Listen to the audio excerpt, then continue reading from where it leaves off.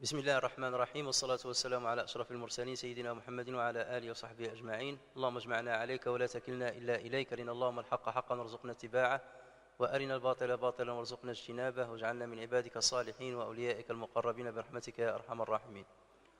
Donc aujourd'hui nous sommes avec le troisième cours sur cette série qui est consacrée à l'étude de la jurisprudence de la purification et de la prière chez les Malikites en nous basant principalement sur le livre Risala de Ibn Abi Zayd al-Qarawani, mais on aura l'occasion aussi de faire référence à d'autres livres, d'ailleurs dont on va introduire quelques-uns aujourd'hui. Donc la dernière fois, nous avions parlé d'une biographie de l'imam Malik d'une manière très sommaire. Ensuite, nous avions parlé de son fameux livre Al-Muwatta et comment il a écrit et comment ce livre-là a eu une importance capitale chez les musulmans, aussi bien autrefois qu'aujourd'hui, jusqu'au jour d'aujourd'hui. C'est un livre qui a réuni et la science du hadith, puisqu'il est constitué uniquement de hadiths du prophète sallallahu alayhi wa sallam, des hadiths, ce qu'on appelle hadiths al-ahkam, des hadiths relatifs à la jurisprudence islamique, des hadiths desquels on extrait des décrets juridiques.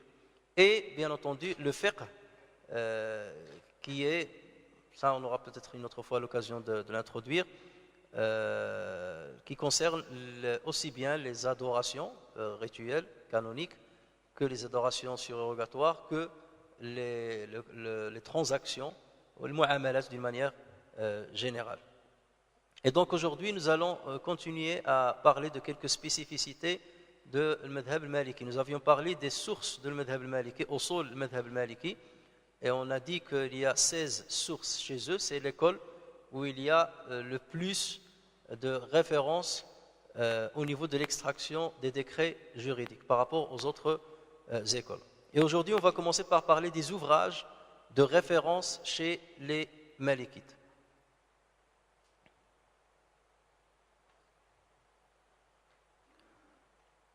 Est-ce qu'on a parlé de l'évolution de l'madhhab maliki, les différentes étapes d'évolution de l'madhhab maliki? On a parlé de ça. Voilà.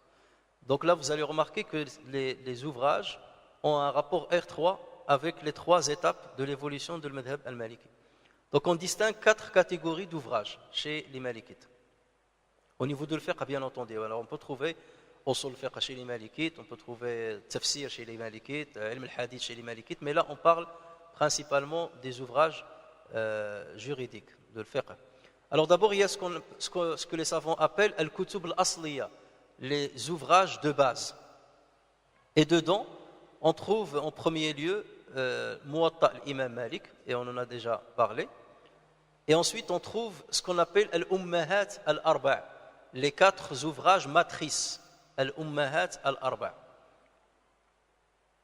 Alors, le premier, c'est la Mudawwana, al-Mudawwana de Sahnun ou Suhnun. Et on a parlé de cela, on a dit que Sahnun l'a écrit, l'a rédigé, mais c'était sur la base du livre de Asadiya, de Asad ibn al-Furat, qui lui-même a rapporté sur Abdurrahman ibn al-Qasim. Mais Sahnun aussi, il a rapporté sur Abdurrahman ibn al-Qasim. Et c'est pour cela que le Mudawwana, certains vont dire la Douwana de Sahnun, certains vont dire la Douwana de Ibn al-Qasim, certains vont dire même la Douwana de Asad ibn al-Furat, ou la Douwana de Malik, puisqu'il regroupe le fiqh al-Maliki, les avis juridiques de l'imam Malik, le fatwa de l'imam Malik. Alors Sahnun, il est né en l'an 160 de l'Hégire, il est mort en l'an 240 de l'Hégire. Ensuite, on trouve le livre Al-Wadiha de Abd al-Malik ibn Habib. Al-Wadiha de Abd al-Malik ibn Habib, qui est un Andalou et qui est né en 174 de l'Hégire, mort en 238. Il a recueilli... Le bruit, c'est chez nous ou c'est les voisins? Hein, chez nous. Non, chez nous. Donc, il a recueilli ce qu'il a entendu de Al-Majishun. Donc, dans l'Wadiha, il a regroupé ce qu'on appelle Sama'at des élèves de l'imam Malik. Ce que les élèves de l'imam Malik ont entendu directement de l'imam Malik, ce qu'on appelle Sama'at, ce qui a été entendu. Donc, il a réuni Sama'at de Al-Majishun. Rappelez-vous, le Majishun, c'est qui le Majishun? C'est un des élèves de l'imam Malik, il était où? On a parlé la dernière fois. Ah non, à Médine, le Majishun, à Médine. Donc le Majishun, De Mutarrif, lui aussi il est Amidine, Mutarrif, et on a dit que c'est lui qui est resté à côté de l'imam Malik pendant 40 ans. De Ibn Abi Uwais, de Ibn al-Hakam et d'autres. Donc voilà, il a réuni tout ce que ses élèves de l'imam Malik ont entendu directement de l'imam Malik, et il a recueilli, donc il a façonné un livre qu'il a appelé Al-Wadiha. Donc dans les livres malikites, à chaque fois, surtout dans les explications, lorsque vous allez chez Mayyara, on parlera de cela, les livres qui rentrent dans les détails, il va te dire directement, et dans Al-Wadiha, on trouve ceci, et dans le Utbiya, on trouve cela, et dans le Mawaziya, on trouve cela. Donc vous devez tout de suite savoir à quoi ils font référence. Donc dès qu'il dit Al-Wadiha, c'est le livre de Abd Malik ibn Habib, c'est l'Ummahat, il fait partie de l'Ummahat, les 4 Ummahat. Ensuite nous avons Al-Utbiya de Muhammad ibn Ahmad Al-Utbi, qui est mort en l'an 255 de l'Hégire. Alors on l'appelle l'Utbiya en référence à son auteur, comme on l'appelle Al-Mustakhraja. Mustakhraja, ça veut dire celle qui a été sortie, extraite. Parce qu'elle a été extraite de ce qui a été entendu de Malik par ses différents élèves, Ibn al-Qasim. Donc pareil, il a fait exactement le même travail de Abd Malik ibn Habib, sauf que celui-là, il l'a fait entre autres sur d'autres élèves qui n'ont pas été pris en compte par Ibn Habib. Donc lui, il a pris Sama'at Ibn al-Qasim, Abdurrahman ibn al-Qasim de l'Égypte, de Ashhab, qui est aussi en Égypte, de Al-Laythi, de Shabtoun et de Ibn Habib. Et donc de Ibn Habib, donc il a repris sur ce qu'il y a dans l'Wadiha. C'est comme s'il a repris l'Wadiha de Ibn Habib et il lui a rajouté d'autres sama'as, d'autres élèves qui n'ont pas été pris en compte par Ibn Habib. Donc il est plus général que Al-Wadiha. Donc celle-là aussi fait partie de l'Ummahat. Et le 4e livre de l'Ummahat, alors distinguez lorsqu'on dit l'Asliya, il y en a plusieurs. L'Ummahat, il n'y en a que 4. Donc le 4e livre de l'Ummahat, c'est Al-Mawaziya, Al-Mawaziya de Muhammad ibn Mawaz. C'est un Égyptien. Et lui aussi, il a rapporté donc des sama'at des élèves qui étaient en Égypte notamment de l'imam Malik. Et il est mort en l'an 269 de l'Égypte. Donc voici les 4 livres matrices chez les Malikites. Vous rajoutez à eux le Muwatta, vous rajoutez d'autres livres et ça fait partie des ouvrages de base. Donc en 6e lieu, on trouve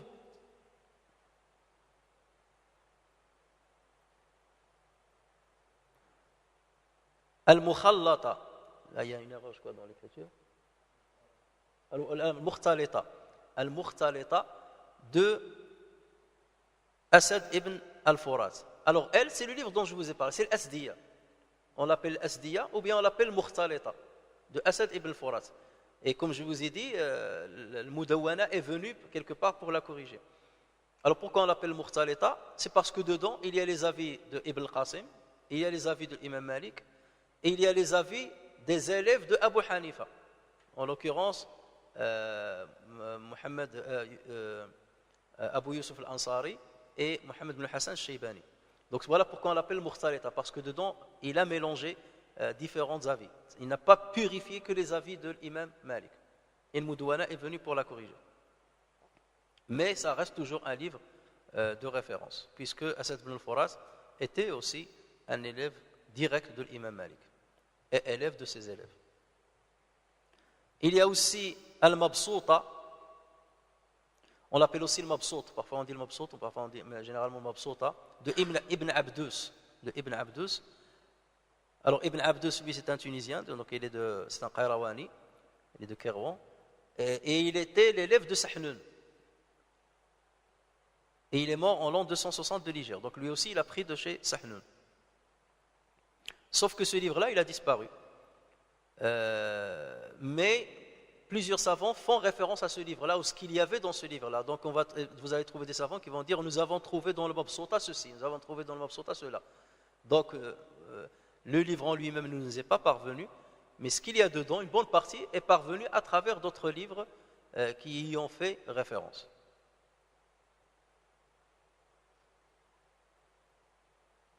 huitième livre de base, c'est Al-Majmou'a de Qadi Ismaïl ibn Ishaq al-Basri. Donc, comme son nom l'indique, il est de Bassora, il est de l'Irak, qui est mort en l'an 282 de l'Hégire.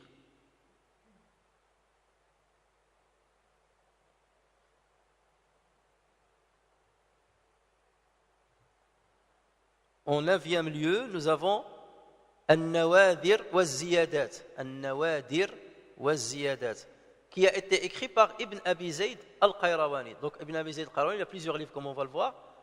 Il y a Risala qu'on va étudier, mais il avait ce livre-là qui est considéré comme un des ouvrages de base. C'est un gros livre, c'est pas comme Risala qui est un compendium, mais là il s'agit d'un grand livre. An-Nawadir wa Ziyadat, c'est un assemblage de ce qui a été cité dans les ouvrages matrices.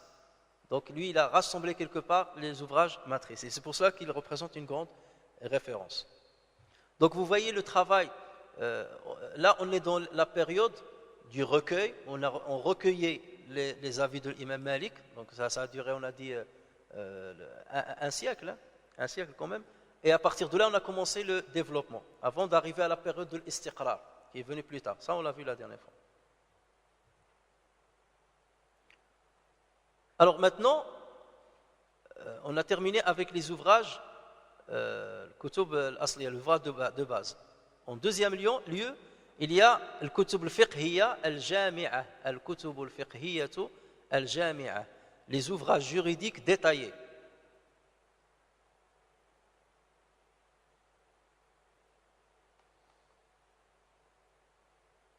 Alors, le premier ouvrage, c'est le livre At-Tabsira de Ali ibn Muhammad al-Lakhmi. Lui aussi, il est Qayrawani, il est de Tunisie, mort en l'an 478 de l'Hégire. Donc c'est un livre qui est venu, bien entendu, beaucoup plus tard. Donc là, on est dans la période de développement.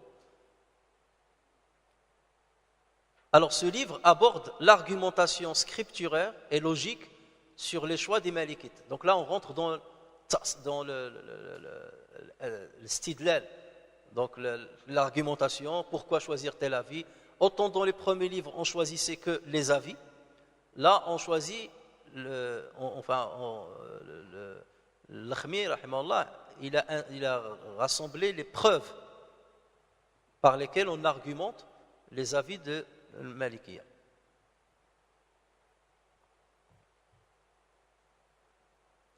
En deuxième lieu,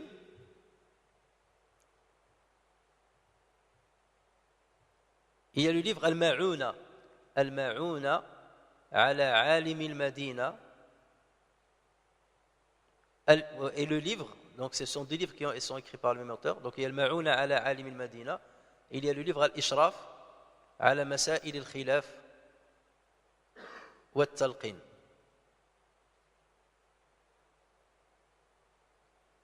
Et ces deux livres ont été rédigés par le Qadi Abd al-Wahhab de l'Irak, de Bagdad plus précisément, et qui est mort en l'an 422 de l'Hégire.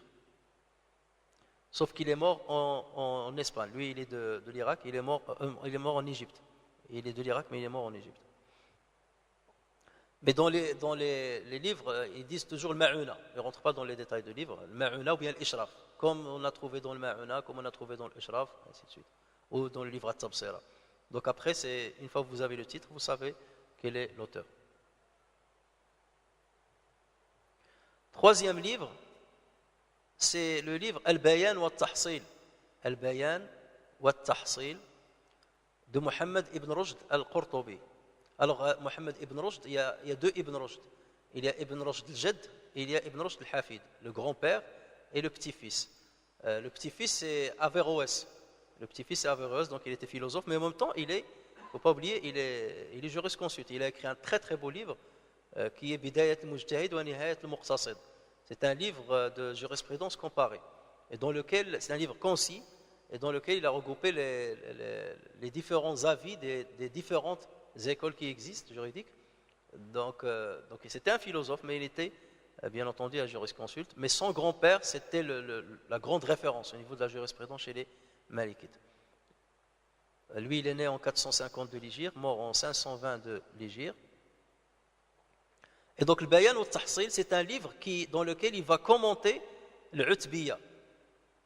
Hein, Mohammed al-Utbi, qu'on a cité tout à l'heure, parmi le livre de base. Et pour information, Ibn Rushd, le grand-père, c'est le maître de Qadi Iyad. Qadi Iyad, c'est un grand savant.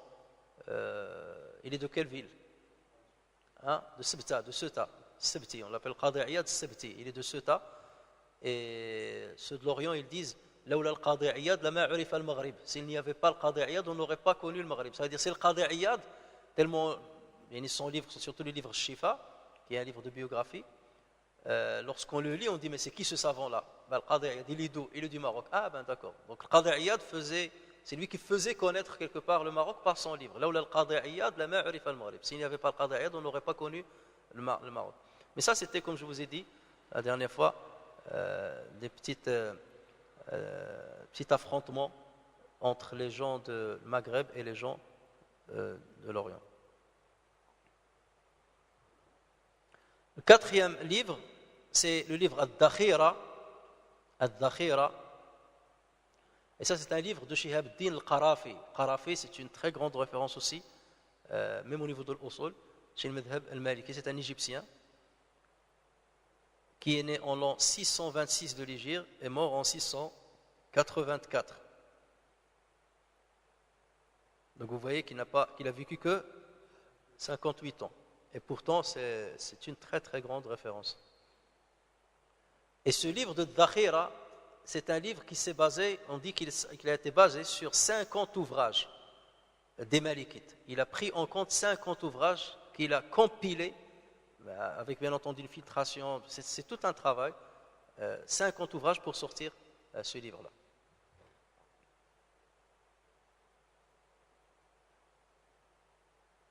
Ça vous montre justement l'érudition et le travail énorme, minutieux que ces savants ont fait. Alors on va passer maintenant à des livres qui ne sont pas spécialisés dans la jurisprudence islamique, mais dedans on trouve déjà des avis de Madhab al-Maliki.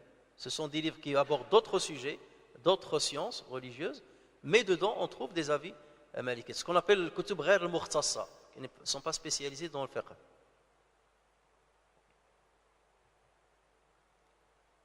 Et là, il y en a beaucoup, je vais citer seulement quelques-uns. Il y a le fameux livre Ahkam al-Qur'an, et le livre de Al-Qabas fi Sharh al-Muwatta. Al-Qabas fi Sharh al-Muwatta, donc là, c'est un livre du hadith, puisqu'il explique les hadiths qui sont dans Al-Muwatta. Mais forcément, puisque ce sont des hadiths de l'Ahkam, donc forcément, il va aborder l'Ahkam chez le Madhab al-Maliki. Et les deux livres-là ont été rédigés par Abu Bakr ibn al-Arabi, qui est de Séville, Ishbilia, et qui est mort en l'an 543 de l'Hégire. À ne pas confondre avec Ibn Arabi. Il y a Muhyiddin ibn Arabi, al-Soufi. Il a été accusé par les savants, et ainsi de suite, d'avoir. Et c'est même certains qui ont considéré qu'il est sorti du cercle de l'islam à cause de certains de ses avis. Mais là on l'appelle Muhyiddin ibn Arabi, sans l'alif ou l'lam. Mais lorsque vous entendez Ibn al-Arabi, donc forcément ça fait référence au savant malikite Ibn al-Arabi al-Ma'afiri de Séville.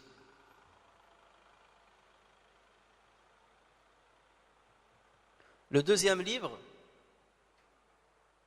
c'est le livre Al-Muntaqa fi Sharh al-Muwatta. Donc là aussi c'est l'explication de Muwatta. Ce sont des livres donc du hadith.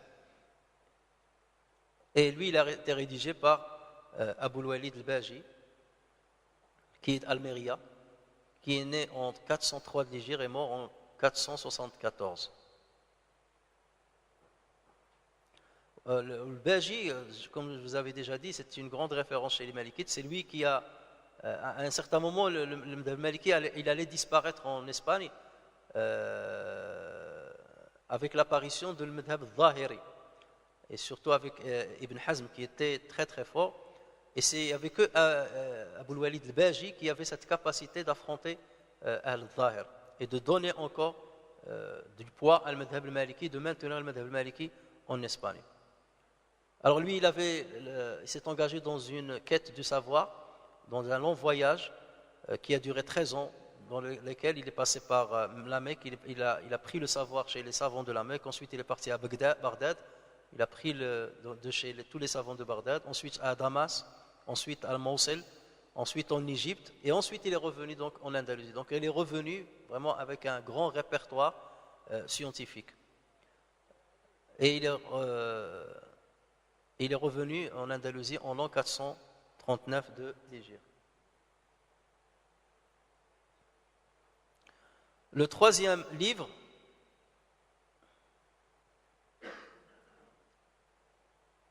c'est le livre Al-Mutim, c'est-à-dire celui qui complète. Al-Mutim, lima ashkala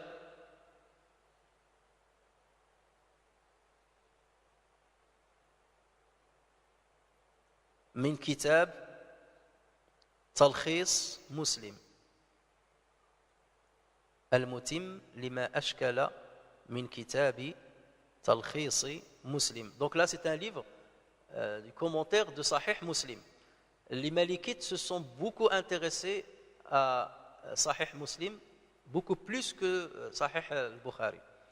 Et les Malikites considèrent que si au niveau de l'authenticité, le Sahih al-Bukhari est plus important, ils considèrent qu'au niveau de la classification, le Sahih Muslim est beaucoup plus intéressant. Mais là aussi, c'est une divergence entre les savants. Donc, ce n'est pas au niveau de Sahih que les Malikites donnent plus de poids à Sahih Muslim. C'est plus au niveau de la classification. Alors, là, il s'agit de Abu al-Abbas al-Qurtubi, qui est de Cordoba, qui est mort en 656 de l'Hégire. Alors lui, il était de Cordoue, il est originaire de Cordoue, mais il a voyagé avec son père lorsqu'il était jeune à Fès, ensuite à Tilimsan, ensuite à Iskandaria, Alexandrie, ensuite à Médine, la Mecque, ensuite le Quds, et il est mort à Iskandaria.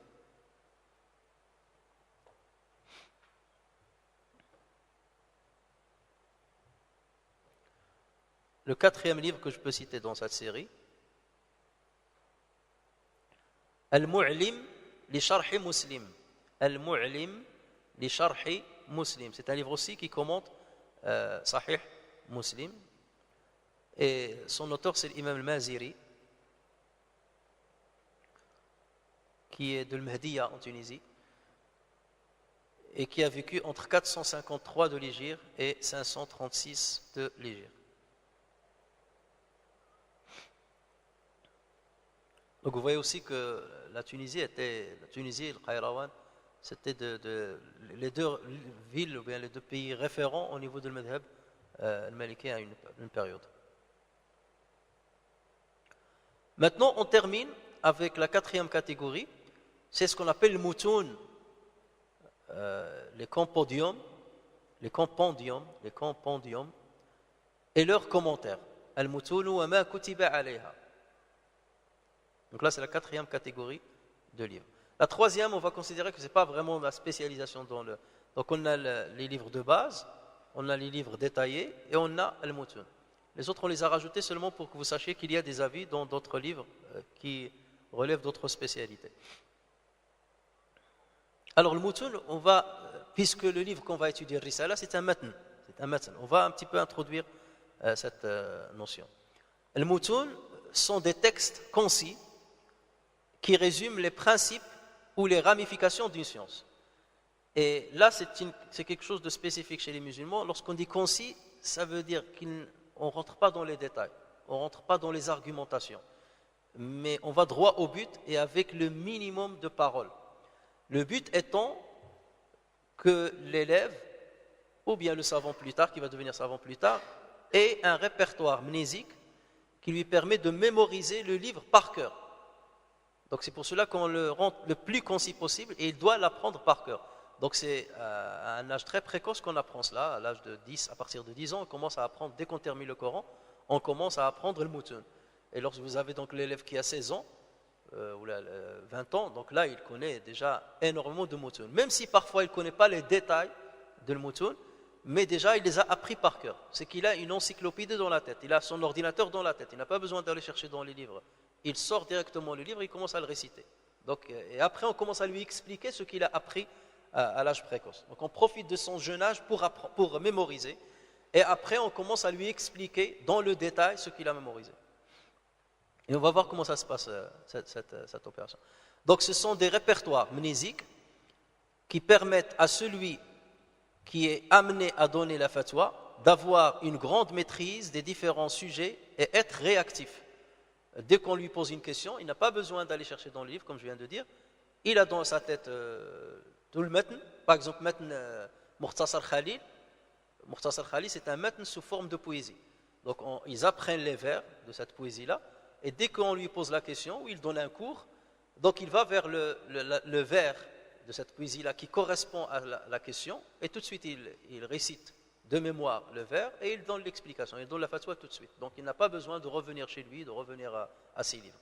C'est ça ce qui est important, et ce qui était important dans notre manière d'enseigner la théologie, sauf que ces derniers temps, on commence à perdre cette tradition. C'est une tradition qui est beaucoup plus ancrée dans le Maghreb. En Orient, c'est un peu moins, ça se fait, mais c'est un peu limité. Mais dans le Maghreb, c'est quelque chose dans les écoles traditionnelles, ça se fait et d'une manière très sérieuse. Même dans le même pays, par exemple au Maroc, ça se fait beaucoup plus dans la région de Sousse. Maintenant, ça commence à se généraliser. On revient maintenant à la source. Mais la région de Sousse est très célèbre pour, c'est-à-dire faire apprendre aux enfants qui apprennent la théologie le moutoun par cœur. Alors ces moutouns permettent également de trier ceux qui ont des capacités de cheminer dans la science de ceux qui ne l'ont pas. Ça veut dire dès le départ, lorsqu'on voit un enfant brillant qui va apprendre très vite, donc il a une bonne mémoire, donc là il peut cheminer bien. Et quelqu'un qui peine à apprendre le moutoun, donc là il va pas aller loin. Donc on fait le tri dès le départ. D'accord ? Là, c'est pas comme aujourd'hui. Aujourd'hui, à l'âge de 20 ans, je dis je vais devenir étudiant des sciences religieuses, je m'inscris à une faculté, ça y est, je dis je fais sharia, je suis un élève de sharia. S'il était dans l'ancien système, il aura été éliminé déjà à 10 ans ou à 12 ans, il aura déjà été éliminé. Donc vous voyez, le tri, il se faisait très tôt. Donc on ne gardait que les érudits. Et même parmi tous ceux qui ont appris, une fois on rentre dans le shuruh et tout cela, on va voir celui qui va réussir à décortiquer le moutoun. Parce que le moutoun, ils sont comme des... comment je vais dire, comme des énigmes. Parfois vous avez des phrases qui sont énigmatiques. Et il faut les décortiquer. Donc là, ça suscite une grande intelligence, une grande présence d'esprit, une grande lucidité.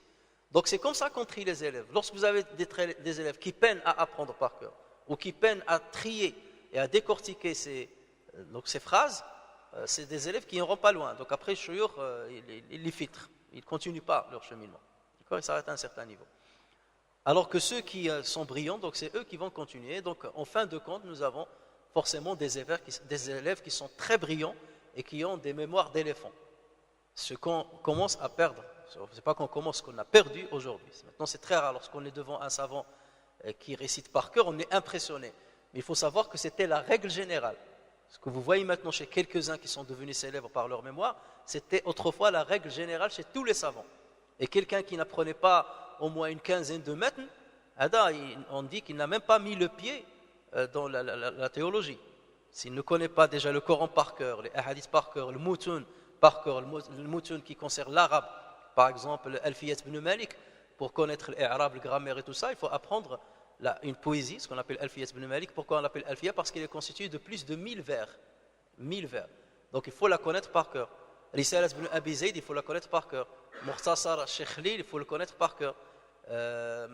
Mukhtasar al-Akhdari, tout ça c'est encore très petit, ça il faut le connaître par cœur, c'est normal. Vous avez Ibn Ashir, Matn Ibn Ashir, tout ça s'apprenait par cœur. C'est des moutouns qu'on apprenait par cœur. Alors, les moutouns, on peut en distinguer deux catégories. Il y a ce qu'on appelle un nathr. Un nathr, c'est quelque part, on peut le traduire par le texte simple. C'est un texte simple, c'est pas de la poésie. Il y a un nathr et il y a un nadhm. Un nathr ou un nadhm. Donc le deuxième, c'est un nadhm. Un nadhm, c'est une poésie. Ça veut dire c'est un compendium sous forme de poésie, sous forme de vers. Alors que l'autre, c'est seulement un texte.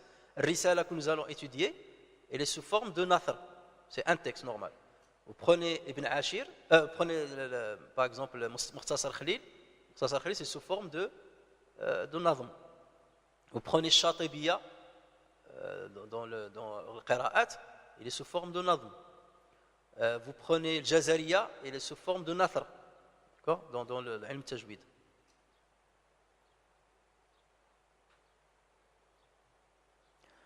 Alors, même lorsqu'on parle de nazm, il est fait sous la forme de rajz. Rajz. Il faut savoir que chez les Arabes, il y a 15 formes de poésie. Il y a parfois des gens qui s'improvisent poètes. Du jour au lendemain, comment ils écrivent une poésie, il la met sur Internet, j'ai fait une poésie. Là, ils ne se rendent pas compte s'il était chez les anciens. Et ils leur ont donné une bonne fessée.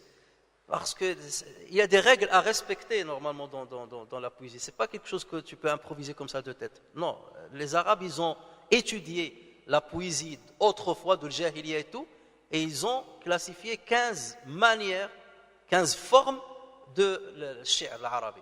Si tu sors de ces formes-là, là tu n'es plus dans le shi'r al-arabi, là tu bricoles, donc c'est pas... D'accord. Donc vous allez trouver le bahr, ce qu'on appelle le buhur, ou l'abhur. البحر الطويل، البحر المديد، البحر البسيط، البحر الوافر، البحر الكامل، الهجز، الرجز، الرمل، السريع، المنسرح، الخفيف، المضارع، المقتضب، المجتث، المتقارب، المتداري. Donc vous voyez, ils ont différentes formes. Et ce sont des sciences. Mais dans le mutun, c'est toujours le rajz. En général, on utilise le rajz parce que c'est très facile à apprendre pour les gens. Et il n'y a pas trop de complexité, comme dans les autres buhur. Alors, parmi les mutuns célèbres dans la jurisprudence malikite, on va citer quelques-uns, ces mutuns.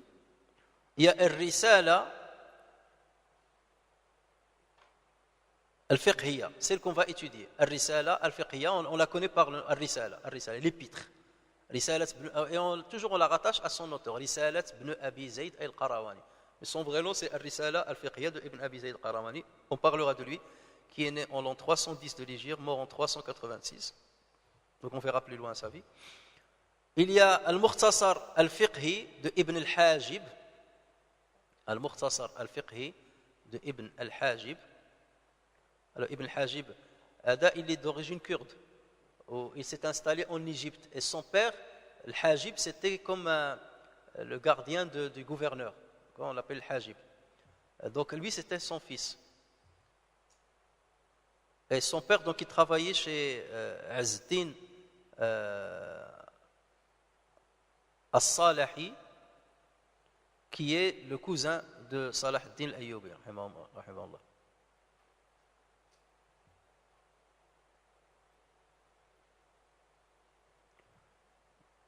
Donc, on a dit qu'il était gardien chez l'émir Azz-Din As-Salahi, cousin de Salah ad-Din al-Ayyubi. Alors, Ibn al-Hajib, lui aussi, c'est une grande référence chez les Malikites dans les livres d'explication. Toujours, Ibn al-Hajib a dit dans ce matin-là.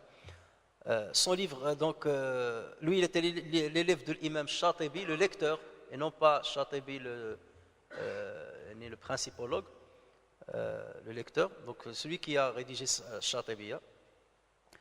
Son livre est constitué de 15 chapitres et son livre, il regroupe pas moins, on a compté 66 000 questions juridiques. 66 000 questions juridiques dans son livre.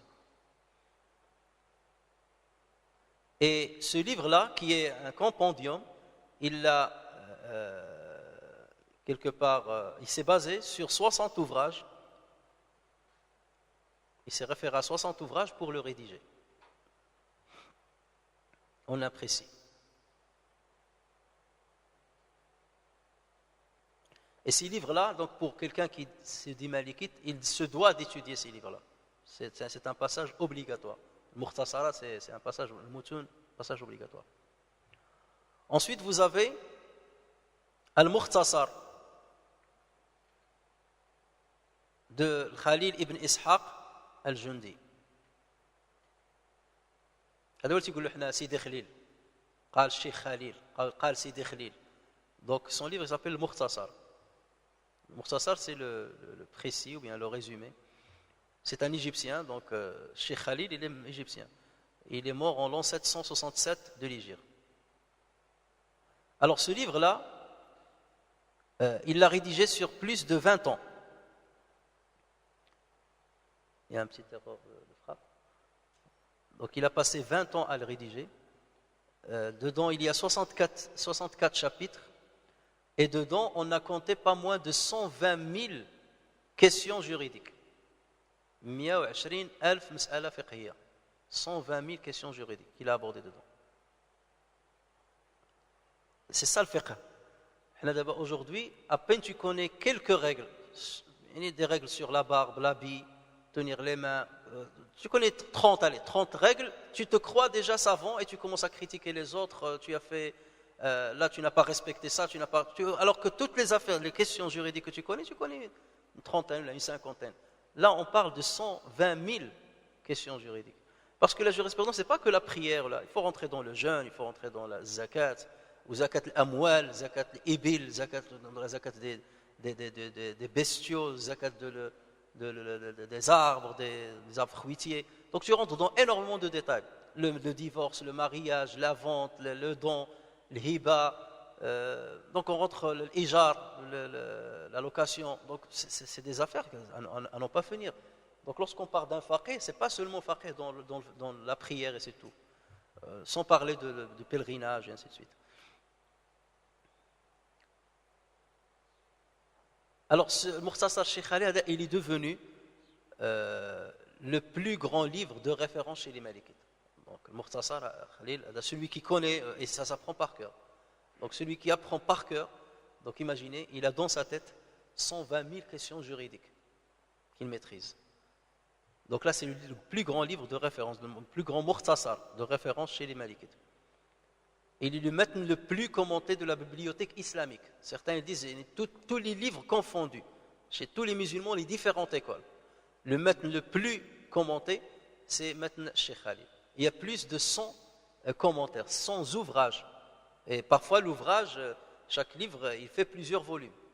Il y a plus de 100 personnes qui ont écrit, c'est pas qui ont expliqué, on ne compte pas le nombre qui l'ont expliqué, mais ceux qui ont rédigé des livres, qui sont devenus des livres de référence, il y a plus de 100 ouvrages.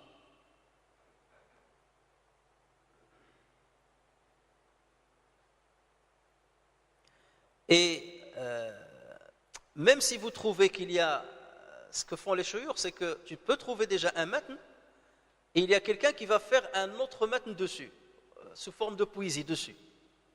Soit pour le résumer, soit pour le détailler encore plus. D'accord ? Alors, Mohammed Salim ibn Addoud, ça c'est pour vous donner seulement un exemple contemporain, parce que je vous ai dit la dernière fois que jusqu'à la troisième période, il va jusqu'à notre période. Ça veut dire, on a encore des référents, on a des grosses têtes encore dans notre époque au niveau de le fiqh. Mais ce n'est pas seulement, c'est pas ceux qui sont les plus connus. Hein. Parce qu'il y a des gens, lorsque tu dis les grands fuqaha de notre époque, ils vont te citer 3 en général, et ceux qui maîtrisent que 3. Ce ne sont pas ceux-là. Il y a certains qui ne sont pas connus de la majorité des gens. Les grands fuqaha ne sont connus que par les fuqaha ou bien par les spécialistes et non pas par le commun des musulmans. Alors Adam Mohammed Salim ben Ould Addoud, moi ils disent Ould Addoud ou Ould Abd al-Wadoud. On l'appelle Ould Addoud. Lui il est né en 1929, il est mort récemment en 2009. Donc lui il a forgé un poème, un nadm sur Mukhtasar Khalil. D'accord ? Il a rédigé 17 681 vers. 17,681 بيت شعري. 17 000, il y a un poème de 17 681 vers sur ce Mukhtasar. Le savant Hada, voici sa photo, juste avant qu'il meure. Il est mauritanien. Il était à une époque ministre des Affaires religieuses en Mauritanie. Il est d'une piété exceptionnelle. Il habitait en plein désert. C'est l'oncle, voilà, c'est l'oncle maternel de Cheikh Hassan Ould Dadaw. Cheikh Hassan Ould Dadaw, il est parmi maintenant ceux qui sont impressionnants au niveau de la mémoire. Et il dirige maintenant une école de formation de savants en Mauritanie. Lui, il est le neveu Donc il a commencé par apprendre déjà chez sa mère, et ensuite il a appris chez son oncle maternel. Mais lui déjà, son père était un savant. Et à l'âge de 6 ans, une fois son père, il l'a ramené quelque part, et il l'a monté sur un petit âne. Donc il s'est mis sur l'âne, et à un moment il a commencé à taper avec, vous savez, lorsque vous êtes sur l'âne, vous tapez avec vos pieds comme ça. Donc il a commencé à taper avec les pieds comme ça. Et en marchant comme ça, il s'est pris pour un chevalier qui est sur un cheval de bataille. Et il a commencé à forger une poésie. Donc il a dit quelques vers. Et son père était avec lui. Le père a entendu la poésie, il lui a dit, d'où est-ce que tu as appris cette poésie? Il lui a dit, non, je ne l'ai pas apprise, c'est moi qui l'ai forgée. Le père lui a dit, ah, tu l'as forgée, c'est toi qui l'as fait? Il lui a dit, oui, c'est moi qui l'ai fait. Cette poésie-là, c'est une référence au niveau de sa structure, c'est parmi les poésies rares. Ça s'étudie maintenant. Les littéraires, ils étudient cette poésie qu'il a forgée à l'âge de 6 ans. Et depuis, donc, son père, il ne le séparait jamais de ses assises. Il le ramenait avec lui dans les assises de savoir pour qu'il apprenne à côté de lui. Et il est arrivé à un degré. Alors, si on parle de sa piété, n'en parlons pas. Même les feuilles, lorsqu'il était ministre, les feuilles de l'administration de son ministère, il ne les utilisait pas pour écrire par exemple son numéro de téléphone à quelqu'un. Il dit non, il faut que j'ai une autre feuille, mais je n'utilise pas la feuille du ministère. Si c'est une affaire qui est personnelle, c'est une affaire sur le faire. Et au niveau de la piété, c'est vraiment extraordinaire.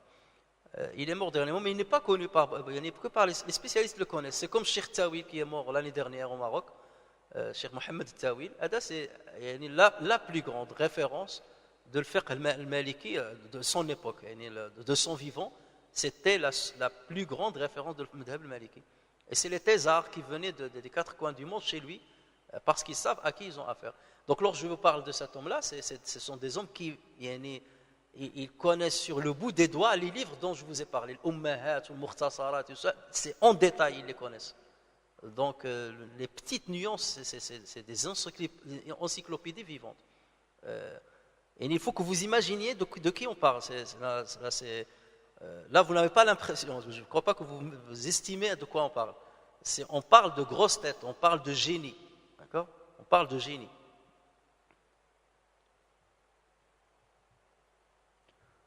Le quatrième Mukhtasar, c'est Mukhtasar Abd al-Rahman al-Akhdari. C'est un petit Mukhtasar, la dernière fois je crois que je vais le montrer. C'est un petit Mukhtasar. Il est maintenant il est traduit en français, donc il est en arabe et en français en même temps, c'est un petit livre. Donc lui il est algérien, il est né en l'an 918 de l'Hégire, mort en 983, et ce livre-là est devenu une vraie référence. C'est un livre destiné aux enfants. Et dedans, il a récapitulé le fiqh de l'ibadat seulement, donc il s'est limité seulement à l'ibadat, la prière, le jeûne, zakat et pèlerinage, alors que les autres moutons, ils rentrent dans d'autres domaines de jurisprudence. Et pareil, ce livre-là, il y a plusieurs explications, plusieurs livres d'explications de Shurah qui ont été faits sur lui, ainsi que plusieurs nadm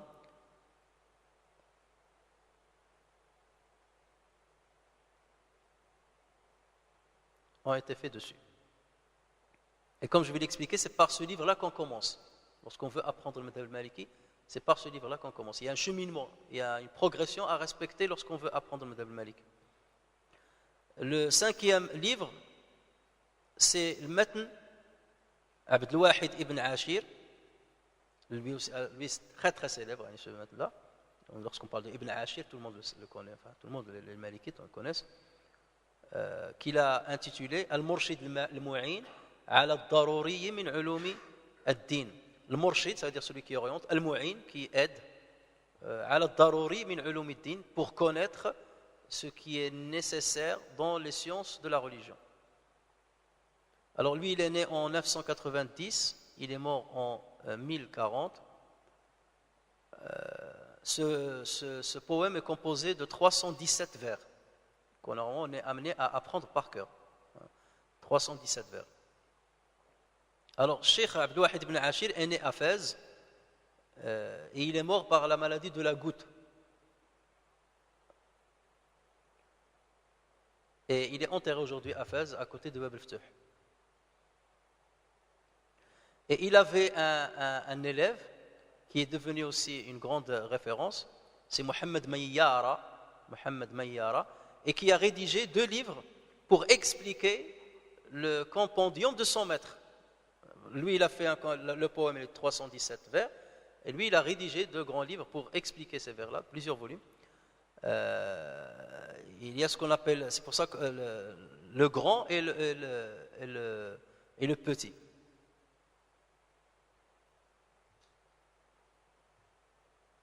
الشرح الكبير والشرح الصغير.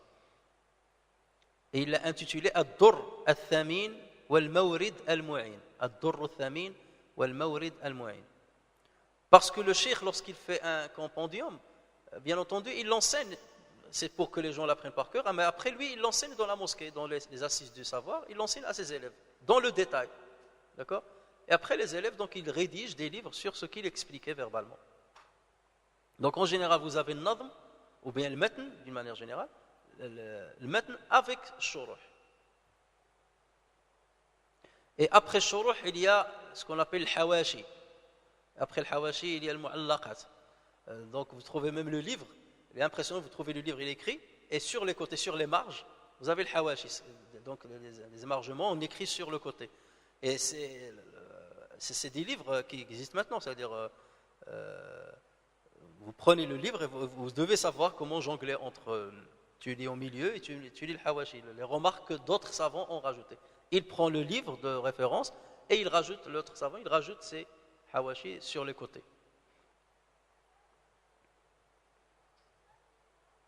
À l'époque, on n'avait pas les moyens comme aujourd'hui. Aujourd'hui, on aurait pris le livre directement en format fichier et après rajouté dans le texte lui-même. À l'époque, donc, on prenait le livre et on rajoutait sur les côtés du livre.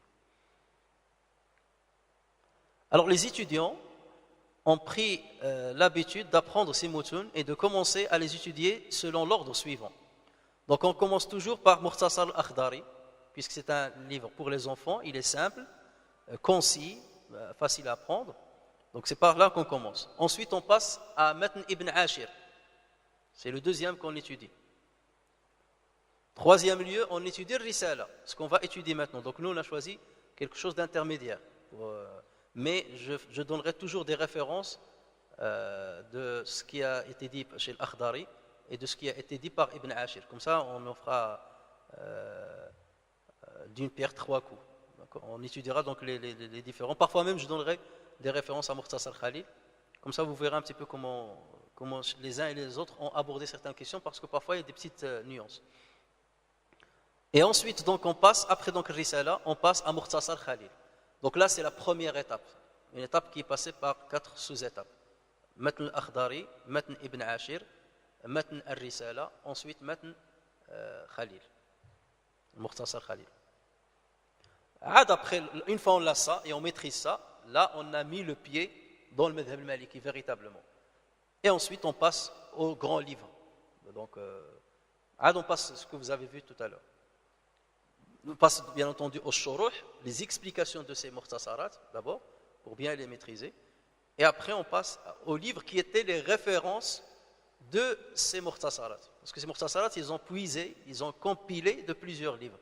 Mais on commence par le mukhtasar et on monte pour aller lire les grands livres. Donc on ne commence jamais par les grands livres. Lorsque vous avez des frères, ils te disent j'ai acheté Muwatta Malik. Pourquoi? Pour apprendre le fiqh al-maliki. Non, là tu te trompes. On n'apprend pas le fiqh al-maliki en lisant le Muwatta. Le Muwatta, c'est un recueil de ahadith de l'ahkam. Ces ahadiths-là, c'est l'argumentaire des choix juridiques de l'imam Malik. Donc là, c'est à la fin qu'on étudie ça. Tu peux l'étudier comme ça pour savoir les hadiths, c'est très bien, en tant que livre de hadith, mais en tant que livre de fiqh, là, c'est pas le début, c'est pas par là qu'il faut commencer. Commencer par le reste. Et même le Mudawwana, il n'est pas aussi structuré que maintenant. Donc le Mudawwana, il est très difficile à lire. Donc il faut déjà commencer par suivre ce chemin pédagogique que je viens de vous citer avant d'aborder un livre comme le Mudawwana. Moi, je me rappelais à l'époque que j'étais encore jeune, donc comme je voyais mon père lire le Mudawwana, je l'apprenais et je lisais dedans toujours. Et ça chamboulait la tête parce que Malik a dit cela, il a dit cela, et c'est pas très organisé, donc c'est un livre difficile à lire. C'est pour cela que les savants sont venus plus tard pour faciliter l'accès à ces livres-là. Mais on peut se limiter bien entendu à ces derniers livres avec leur shuruh. Donc là, bien entendu, on commence à maîtriser al-madhhab al-maliki. Ce n'est que par la suite qu'ils étudient les ouvrages détaillés avant d'aborder les ouvrages matrices. Donc les ouvrages matrices, c'est plus pour les spécialistes, les chercheurs, les thésards. Donc là, ils vont chercher dans les livres de matrice, de base. Mais normalement, pour un faqih, il n'y a pas besoin d'aller jusque-là. Ou un mufti de circonstance, si j'ose dire. On n'a pas besoin d'arriver jusque-là.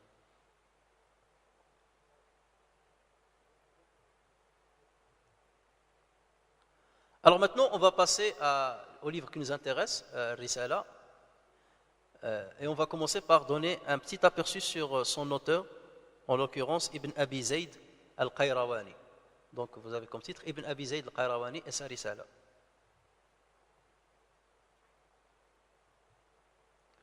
Alors il s'appelle Abu Muhammad, Abdullah ibn Abd al-Rahman, ibn Abi Zayd al-Qayrawani, parce qu'il est de Kérouan, Al-Nafzi, il y a certains qui disent qu'il est né à Nafza, ça se trouve où ça? En Tunisie, après il est venu à Qayrawan. Et d'autres ils disent non, il est né directement à Al-Qayrawan. Donc c'est pour cela qu'on l'appelle Al-Nafzi. Mais son origine, c'est sûr qu'elle est de Nafza, ça c'est sûr. Mais est-ce qu'il est né à Nafza ou il est né à Qayrawan? C'est là où il y a une divergence. Il est né à Nafza. Alors moi j'ai écrit ici l'Espagne, mais il y a deux Nafza. Mais Nafzi c'est de l'Espagne, pas celle de Tunis. Hein? En Tunisie, il y a ceux qui disent en Espagne. Moi, d'après les références que j'ai trouvées, de l'Espagne. Mais d'autres, ils disent son origine est de là-bas. Son origine est de là-bas et qu'il est venu s'installer à Qayrawan.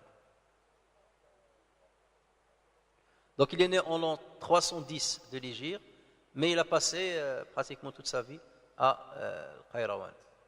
Et il est mort en l'an 386 de l'Hégire. On le surnommait Malik Saghir, le petit Malik, de par son érudition et le savoir qu'il a dans le madhab al-Malik.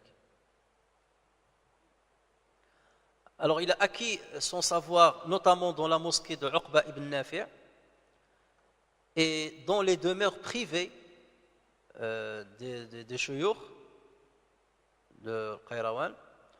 Pourquoi? Parce que c'était une époque très difficile où la Tunisie et plus tard l'Égypte, le Maroc aussi plus tard, étaient colonisés par les Ubaydiyin. Les Ubaydiyin, c'est des chiites et pas des simples chiites. Plusieurs savants les considèrent comme des kuffars, certains les considèrent comme des majous, parce qu'ils ont parfois des idées très très très graves et ils faisaient des choses très graves. Et donc là c'était une époque de fitna, c'était une vraie fitna. C'est pour ça que lorsqu'on voit ce par quoi passe la communauté musulmane aujourd'hui, non, sachez que les musulmans autrefois sont passés par des périodes beaucoup plus difficiles que ce que nous vivons aujourd'hui. Hein? Le Tatar, ne parlons pas. Mais déjà, l'époque de l'Ubaydiyyin, c'était quelque chose de catastrophique. Et ils tuaient les shuyukh, ils leur pratiquaient des supplices que vous ne pouvez pas imaginer. Au point qu'une fois, on a dépecé un savant vivant. On a commencé à lui enlever la peau vivant. C'est très très grave. Et donc c'est pour cela que les shuyukh donnaient leurs cours dans leur demeure, en privé et en cachette aux savants, aux élèves. Et donc Ibn Abi Zayd faisait partie de ces élèves qui allaient apprendre le savoir en cachette. Donc la Tunisie, comme je viens de dire, à l'époque était sous la domination des Ubaydiyin, chiites. Le Firqa al-Ubaydiyya, il est apparu en Tunisie en l'an 297 de l'Hégire, avant de se propager en Égypte. En Égypte, elle s'est installée en 362 de l'Hégire. Et c'est eux, après, qui ont construit l'Azhar. L'Azhar, au départ, c'était une mosquée et un institut théologique chiite, avant qu'il ne devienne sunnite grâce à Salah ad-Din al-Ayyubi qui l'a rendu sunnite. Et à l'époque de Salah ad-Din, on a commencé à y dispenser le fiqh al-Maliki, le Shafi'i et le Hanafi. Il n'y avait pas le fiqh al-Hanbali et l'Azhar. Parce que le fiqh al-Hanbali, il était très limité dans l'histoire de l'islam. Le fiqh al-Hanbali a toujours été très limité. Ce n'est que dernièrement, avec justement le Wahhabiyya, qu'il a commencé à prendre de l'ampleur. Parce que l'État est derrière, donc on l'a rendu plus célèbre. Et notamment avec Ibn Taymiyyah et Ibn al-Qayyim, rahimahumullah, qui ont donné un nouvel élan à al-madhab al-Hanbali. Sinon, le madhab al-Hanbali, au cours de l'histoire, il a toujours été en dernier lieu par rapport aux autres madhab.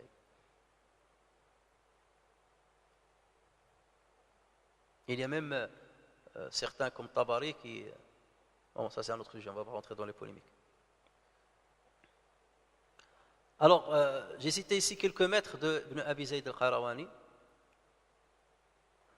Il y a l'Abbas ibn Isa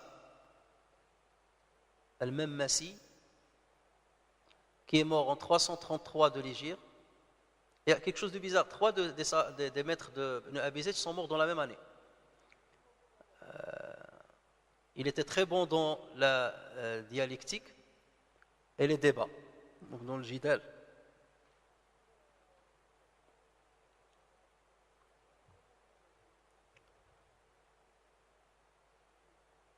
Et il est tombé martyr en combattant les Ubaydiyin.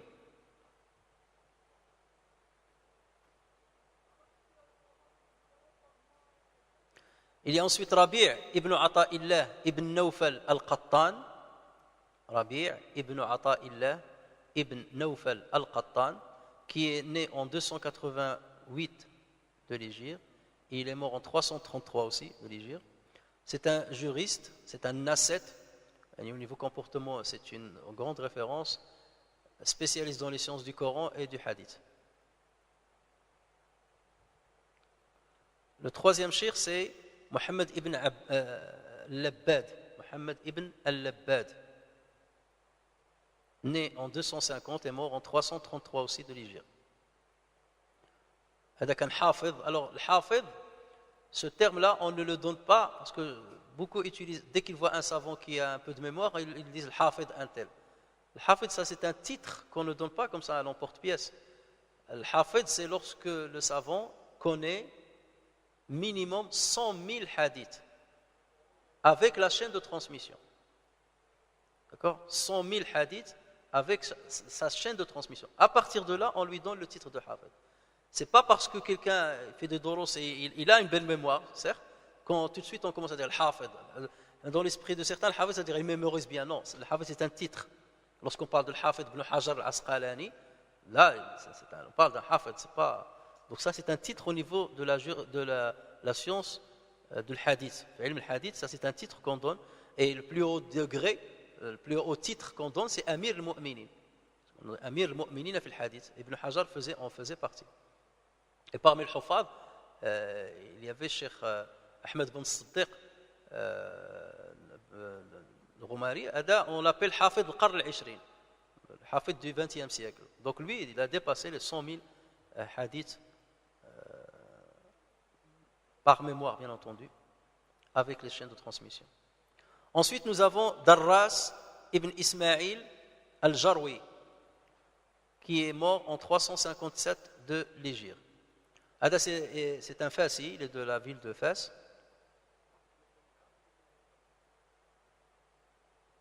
Et c'est lui qui a joué un grand rôle dans la propagation de l'école malikite au Maroc. Donc il était quelque part pionnier de l'madhab al-maliki au Maroc.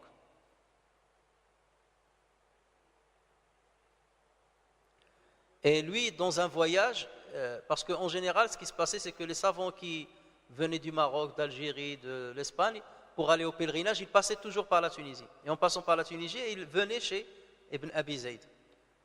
Donc lui, il apprenait d'eux, ou ils apprenaient de lui.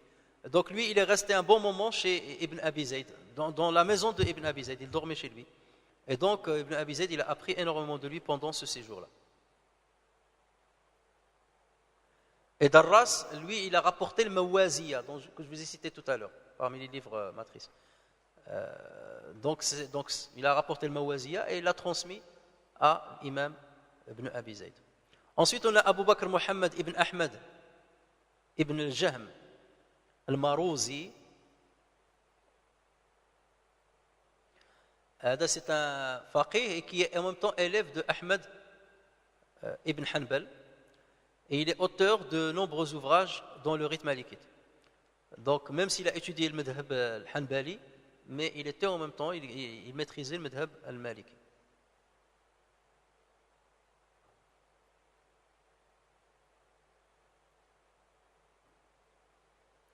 Et on a Mohammed ibn al-Qasim ibn Sha'ban al-Misri, mort en 355 de l'Hégire. Là, on le surnommait Cheikh al-Fuqaha al-Malikiyya fi Misr. C'est le cheikh des jurisconsultes malikites en Égypte, en son temps. C'était la référence à son époque, en Égypte. Donc voici quelques-uns des shuyukh de Ibn Abi Zayd al-Qayrawani. Il correspondait, ça aussi c'était une caractéristique, donc il y a des shuyukh qu'il n'a pas fréquenté directement ou auprès desquels il ne s'est pas rendu, mais il échangeait des lettres avec eux, en leur posant les questions ou en discutant sur certaines affaires avec eux. Comme le Baqillani par exemple, il a échangé avec lui sur plusieurs questions. Alors il correspondait avec plusieurs savants pour les questionner sur des sujets précis, et il profitait aussi du passage des savants andalous et marocains à Kéron dans leur route vers la Mecque, comme je viens de dire. Il a composé une trentaine d'ouvrages. Le plus connu, le plus célèbre, c'est Risala, qu'on va étudier, Risala al-Fiqhiyya, et qui est le troisième ouvrage de référence chez les Malikites après Al-Muwatta et Al-Mudawwana de Sahnun. Donc à deux, c'est le plus célèbre, ces trois ouvrages. Al-Mudawwana de Sahnun, le Muwatta de Malik, le Mudawwana de Sahnun, et le troisième lieu, c'est Al-Risala. Au niveau des célébrités, et bien entendu, chronologiquement parlant, il était précoce par rapport à... Et c'est ça le mérite. Lorsqu'on parle de Ibn Ashir, de Sheikh Khalil, ils sont venus beaucoup plus tard que lui. Donc lui, quelque part, les pionniers ont toujours le plus de mérite que ceux qui vont venir plus tard, puisqu'ils ont facilité le travail. Et d'ailleurs, Ibn Abi Zayd, il avait ce génie d'avoir rédigé Risala sous forme concise, et après on a commencé à prendre exemple sur son travail pour faire la même chose dans différentes sciences théologiques. Il a écrit le livre de Nawadir que j'ai cité tout à l'heure, Nawadir wa Ziyadat ala al-Mudawwana, dans 14 volumes, est considéré comme le livre le plus important de l'école malikite au IVe siècle. Il résume tout ce qui a été écrit dans le fiqh maliki. Donc c'était celui qui maîtrisait le plus le madhab maliki au IVe siècle.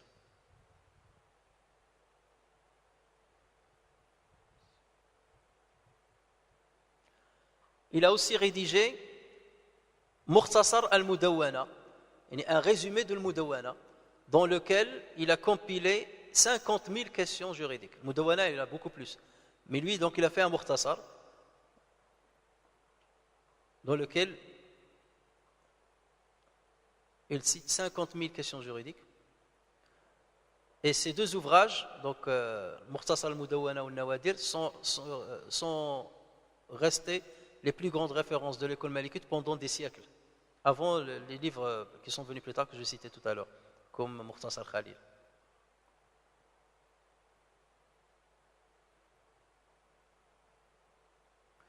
Alors Risala, il l'a rédigé à la requête d'un enseignant qui était un proche parent, qui s'appelle Cheikh Mahriz ibn Khalaf.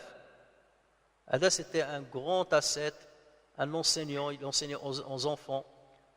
Et certains qui ont dit, si cet homme-là vivait à l'époque du prophète sallallahu alayhi wa sallam, il aura été le 5e calife de l'islam, de par sa science et sa piété et son comportement.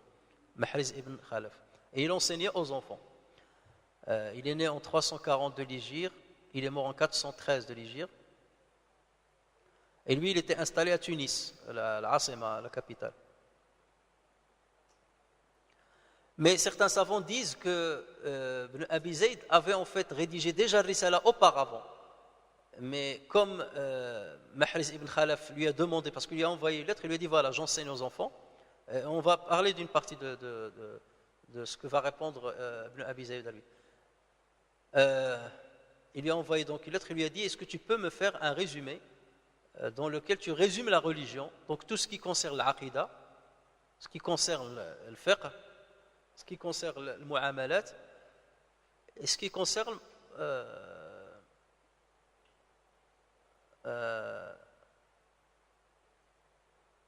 l'adab, mais d'une manière très concise pour les enfants, pour que je l'enseigne aux enfants et pour qu'ils l'apprennent par cœur à leur jeune âge. Alors certains disent que c'est là où il a commencé à le rédiger, mais d'autres disent que Ibn Abi Zayd avait déjà rédigé Risala, donc qui était pour lui quelque part, et après il lui a envoyé celle-ci. Et que Risala, il l'a rédigé alors qu'il avait seulement 17 ans. Imaginez, à 17 ans, il rédige un livre qui est devenu un des plus grands livres de référence chez les Malikites. Ça vous montre l'érudition de cet homme. Alors, Risala est constitué de 45 chapitres.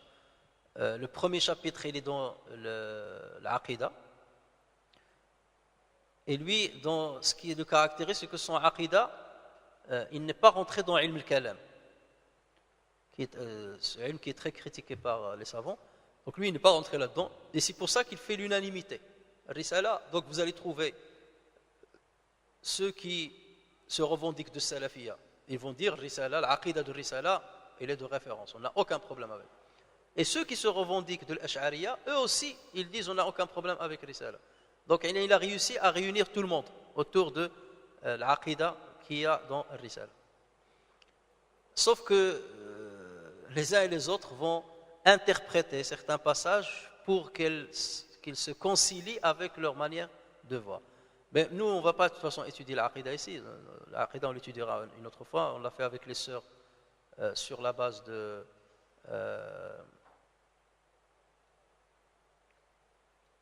Tahawi, l'Aqida Tahawiyya. Peut-être qu'on le fera dans un stage, un autre stage, Inch'Allah. On fera l'Aqida Tahawiyya pour les frères, ou on le fera en cours de l'année, on verra. Malgré son petit format, Risala contient 4000 prescriptions, donc 4000 questions juridiques, et extraites de 4000 hadiths. Alors, Risala a été rédigé dans un style simple, éloquent, parce que Ibn Abi Zayd était connu pour son éloquence, pour sa rhétorique. Le balagha, il est un balir. Il est hautement considéré par les ulama qui la programme dans les établissements de l'enseignement traditionnel. Donc toujours, le Risala, c'est un passage obligatoire pour quelqu'un qui veut apprendre le madhab al-maliki.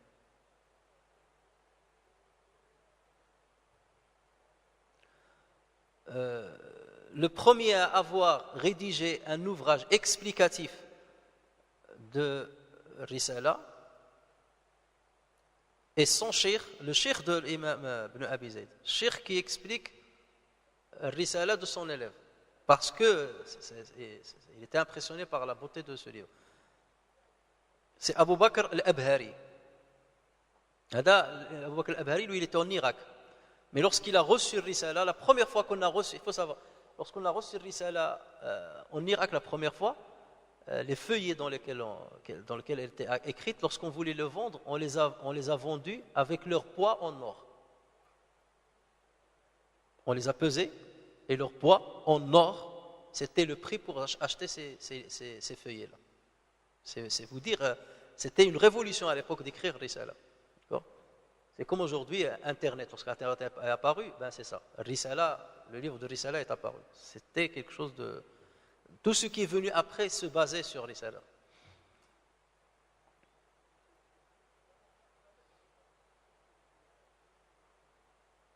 Et donc, l'imam al-Abhari, il a intitulé donc son tafsir, enfin son sharh de Risala,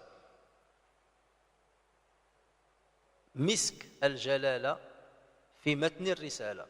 Misk al-Jalala fi matni al-Risala.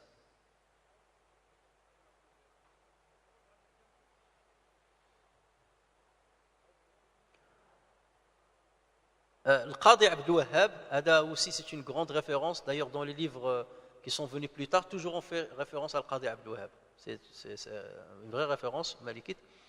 Lui, il est de Bagdad, il est mort en 422 de l'Hégire, et lui, c'est l'élève de l'imam al-Abhari, a rédigé aussi un livre explicatif de Risala.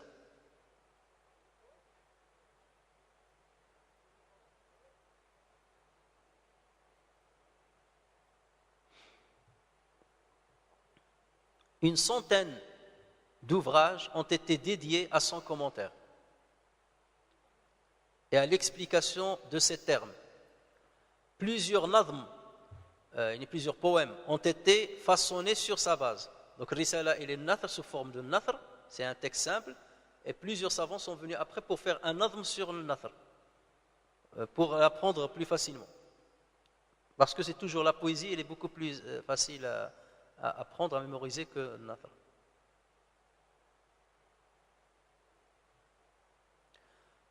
Donc c'est ce que je dis tout de suite là. Ce livre a été vendu par le poids de ses feuillets en or, et il a été aussi rédigé par de l'encre en or. On l'a rédigé aussi par de l'encre en or. Le livre là, on le surnomme Bakuratus Sa'd. Le Bakura, vous savez ce que c'est que le Bakura? C'est pas n'importe quelle figue. Premier, voilà. نقولوا له 10 ايام de Bakour. 10 ايام de Bakour, le Bakour c'est le premier figue qui arrive, il dure qu'une dizaine de jours. C'est le meilleur, c'est la meilleure catégorie d'il y a les figues. Mais il n'apparaît que sur une dizaine de jours. Après il y a les figues normaux qui arrivent. Donc c'est ça le Bakoura. Donc le Risala on l'appelle Bakouratu as-Sa'd. Ou Sa'd c'est c'est quoi Sa'd? C'est le bonheur. Voilà, le Bakurat Sa'd, c'est le grand fruit du bonheur chez le Fuqaha, ce livre-là, Bakurat Sa'd.